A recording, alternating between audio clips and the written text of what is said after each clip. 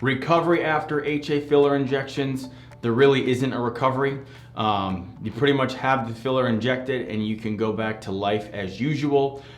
Since it's not fat, I'm okay with you icing the area. Now, if I were injecting fat, I would not want you icing the area because that can hurt the grafted fat. But filler is not living, so you absolutely can ice it to help minimize any swelling or bruising that could occur.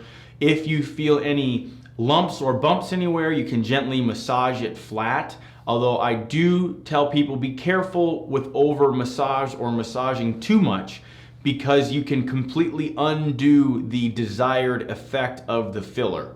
So if we're trying to augment some area of your face, add volume, restore volume, what the filler is doing, it's like a pile of sand.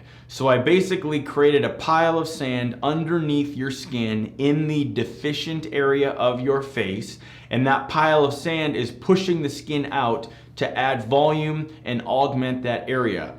If you push on it too much, you're essentially going to smush that pile of sand and undo the desired effect that the filler is supposed to do for you. Meaning you don't want to flatten out all the filler and basically negate the whole process. So a little bit of massage is okay. If you feel something uneven or lumpy, you can massage it away, but don't push on it too much because you can sort of undo everything that was done.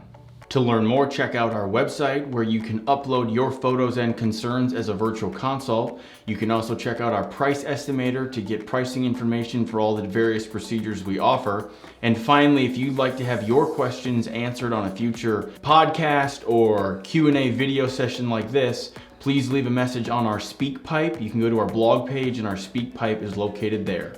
Thanks for listening.